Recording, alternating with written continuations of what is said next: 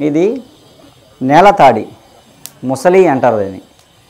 మామూలుగా ముసలితనం రాదు, ఇది కూడా కండపుష్టి పట్టిస్తామండి. ఎవరైనా చిక్కి సెల్యం అయిపోయారు అనుకోండి, టీబీ అలాంటి వ్యాధులు వచ్చినప్పుడు ఇది పొడి చేసేసుకొని పాలల్లో వేసి కొట్టేస్తే క్రీమ్లో అయిపోద్ది.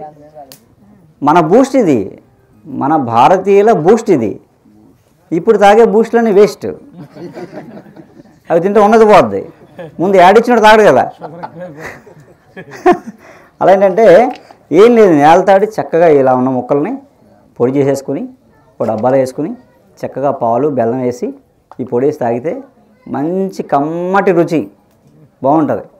పిల్లలు పెద్దలు అందరూ తాగొచ్చు. ఏదన్నా జ్వరం అది వచ్చిన తర్వాత నీరసం చాలా నాళ్ళు తగ్గదు, ఎన్ని వేసినా ఎన్ని బీ కాంప్లెక్స్ తగ్గదు. ఒక గ్లాస్ తాగండి, ఒక గంటలో తగ్గిపోతుంది, మళ్ళీ కనబడదు. చిన్నపిల్లలకి ఇది ఇస్తే మంచి ఎముకలు కండపుష్టి కలిగి దృఢంగా తయారవుతారండి, స్ట్రాంగ్గా తయారవుతారు, ఇమ్యూనిటీ పెరుగుతుంది. ఇది వేసుకుంటే టీబీ రాదు, అంటే దగ్గు జలుబు కఫాలు ఇలాంటివి రావన్నమాట అండి. ఇమ్యూనిటీ పవర్ పెరిగిపోద్ది అనమాట. కరోనా లాంటివి ఏమీ చేయమని అద్భుతం. అలా మంచి బలం ఉంది. ఇదేమీ చెడు చేయదు, వేడి చేయడం అలాంటిది ఏమి ఉండదు, ఎవరైనా తాగేయచ్చు. బలం అన్నిటికీ బలం. మిరియాలు మనం వంటింట్లో మిరియాలు లేని ఇల్లు ఉండదు. వంటింట్లో మిరియాలు లేవంటే ఆ ఇంట్లో అందరికీ రోగాలని అర్థం, అంటే రోగాలు వచ్చేస్తాయి. ఇంకా ఎవరింట్లో మిరియాలు లేవో వాళ్ళ ఇంట్లో అందరికీ రోగాలు వస్తాయి. మిరియాలు లేని వంటిల్లు ఉండకూడదు. ఓకే, మిరియాలు మామూలుగా పులిసిపోయిన మజ్జిగలో నానబెట్టేసి ఎండబెట్టేసుకోవాలి. అవి 5 సంవత్సరాలు ఉంటాయి పాడవకుండా. అప్పుడు మిరియం వేడి చేయదు.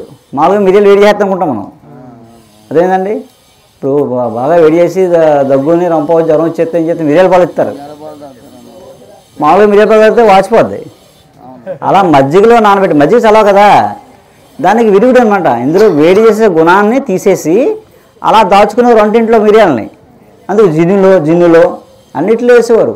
మన కారం అంతకుముందు వరకసిందని కారం ఉండేది చెట్టు, ఆ కారం మనం మర్చిపోయిన తర్వాత మిరియాలు వచ్చిన తర్వాత ఆ కారం మర్చిపోయాము. అందరిలో మిరియాల కారమే, తర్వాత మిరపకాయ వచ్చింది. అలా ఏంటంటే మిరియాలు జీర్ణశక్తిని, గుండె జబ్బుల్ని, కిడ్నీ వ్యాధుల్ని, అలాగే కంటి సమస్యలను కూడా పోగొడతాయి అన్నమాట. ఇంకో గొప్పతనం ఏంటంటే మిరియం వేసిన పదార్థంని దాంట్లో ఉండే ఔషధ గుణాలని ఏ భాగాలకు తీసుకెళ్లాలో మిరియం తీసుకెళ్తాడు. ఈ మధ్య అమెరికాలో ఒక అమ్మాయి కనుక్కుంది, మిరియంలో ట్రాన్స్పోర్ట్ ఏజెంట్ అని ఒకటి ఉంటుంది, అది వాహనంలా పనిచేసి తిన్న దాన్ని ఆ ప్రాంతానికి తీసుకెళ్ళి పనిచేస్తని ఏదో కొత్తగా చెప్పారంట. మనమేమో చెవులు ఎక్కబడి తింటాం, అసలు మన పూర్వీకులు ఎప్పుడో చెప్పారు ప్రధానికి అనుపానం మిరియం అని. అలా ఏంటంటే మిరియం చాలా అద్భుతం. మిరియాలు కఫం, దగ్గు, జ్వరం కామన్గా ఇంట్లో వచ్చినప్పుడు, గ్యాస్ ట్రబుల్ ఉన్నప్పుడు వేసుకుంటే తగ్గిపోతుంది. నమస్కారం అండి, నా పేరు విజయలక్ష్మి. నేను సంవత్సరాల నుంచి గురువు గారి వీడియోలన్నీ ఫాలో అవుతున్నాను. నాకు తెలిసిన చిన్న చిన్న అనారోగ్యాలకు కూడా అందరికీ ఆ మందులు నేనే చేసి అట్లాగా చేస్తున్నాను. నమ్మట్లేదు కానీ తగ్గితే నమ్ముతున్నారు. మా అమ్మగారికి మెయిన్ ప్లేట్లెట్స్ 3000 పడిపోయాయండి. ఆవిడ మామూలుగానే ఉన్నారు. యాక్చువల్గా ఏదో మా జనరల్ చెకప్ అని అంటే తీసుకెళ్ళాము, అది రిపోర్ట్లో 3000కి పడిపోయిన ఇది. ఇంగ్లీష్ మెడిసిన్స్ ఇంకా ఇమ్మీడియట్ హాస్పిటల్కి తీసుకెళ్ళాము. 1.5 year అసలు ఆ మెడిసిన్స్ ఏమో ఆవిడ వేసుకొని అంటారు, ఆవిడకి ఇంగ్లీష్ మెడిసిన్స్ పడవు. ఇవన్నీ అయ్యి నేను ఇంక మీ చిట్కాలు చూశాను. వాటికి షర్బత్ ఒకటి చెప్పారు, అది చేసుకునే ఇది లేదు. కానీ నేను వచ్చి క్యాంప్లో మీ దగ్గర మందు తీసుకెళ్ళాను గాదరాడ్లో ఏప్రిల్లో. అది వాడడం మొదలుపెట్టిన తర్వాత ఆవిడ ప్లేట్లెట్స్ తగ్గడం అంటూ జరగలేదు. ఇప్పటిదాకా వాడుతున్నారు, మీ దగ్గరికి వచ్చారు వాడుతున్నారు. ఇంగ్లీష్ మెడిసిన్స్ ఆపేశారు. ఈలోపు మా నాన్నగారికి 5-6 నెలల క్రితం హార్ట్ ప్రాబ్లం వచ్చింది. హార్ట్ పంపింగ్ 20% పడిపోయింది. ఆయన మెట్లెక్కకూడదు, ఆక్సిజన్ సిలిండరు, ఇంకోటి ఏంటి CPAP ఇవన్నీ పెట్టుకొని ఇంట్లోనే ఉండాలి, అది ఇది అన్నారు.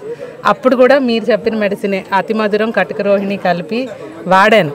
అది వాడిన తర్వాత ఆయన ఇప్పుడైతే ఆక్సిజన్ మెషిన్ లేదు, ఆ CPAPలు లేవు, ఏమీ లేవు. ఆయన లంగ్ ప్రాబ్లము, హార్ట్ ప్రాబ్లము చాలా చెప్పారు డాక్టర్లు, కానీ ఆయన బాగానే ఉన్నారు. నేను కిందటి సంవత్సరం కార్తీక మాసంలో వాడాను ఈ 2 మెడిసిన్స్ మా పేరెంట్స్ ఇద్దరికి.